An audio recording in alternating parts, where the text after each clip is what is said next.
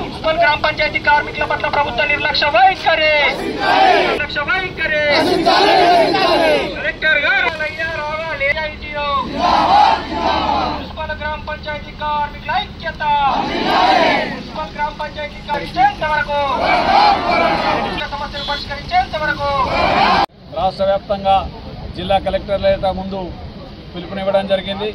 ప్రధానంగా తెలంగాణలో కాంగ్రెస్ అధికారంలోకి వచ్చినాక వేతనాల పెంపుదలలో పీఆర్సీ ప్రకటించడం జాప్యం జరుగుతూ ఉంది.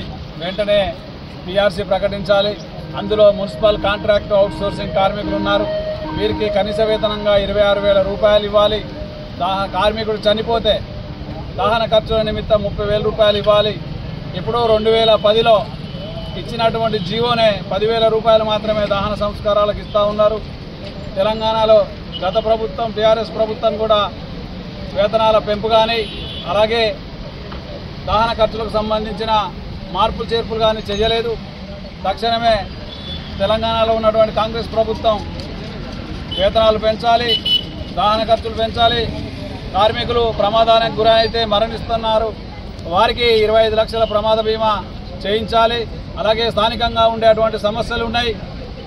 బట్టలు ఇవ్వాల్సింది, షూలు ఇవ్వాల్సింది. వర్షాకాలం వర్షంలో పనిచేస్తున్నారు, ఎండకు పనిచేస్తున్నారు, చలిలో పనిచేస్తున్నటువంటి కార్మికులకు వారికి పనిముట్లు ఇవ్వడం లేదు. పనిముట్లు కూడా ఇవ్వాలి.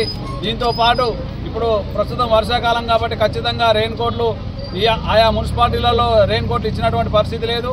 గతంలో సీడీఎంఏ గారు రాష్ట్ర సీడీఎంఏ గారు సర్క్యులర్ ఇచ్చారు. సర్క్యులర్ ప్రకారం అందులో ఉంది, స్పష్టంగా ఉంది, కార్మికులందరికీ రెయిన్ కోట్లు ఇవ్వాలి. చలిలో చలికాలం అప్పుడు కూడా స్వెటర్లు ఇవ్వాలని. కానీ ఆయా మున్సిపల్ కమిషనర్లు కానీ పాలక వర్గాలు కానీ ఎక్కడ కూడా వాళ్ళు స్పందించడం లేదు. కార్మికులను మోసం చేస్తూ ఉన్నారు. వాళ్ళకు కనీస అవసరాలు కూడా తీర్చే పరిస్థితి లేదు. ఈ అవసరాలు తీర్చాలి. రాష్ట్ర ప్రభుత్వ పరిధిలో ఉన్నటువంటి అంశం పీఆర్సీ ప్రకటన చేసి కనీస వేతనంగా 26,000 రూపాయలు ఇవ్వాలి కార్మికులకు అనేది ప్రధాన డిమాండ్ తోటి ఈరోజు రాష్ట్ర వ్యాప్తంగా ఉంది.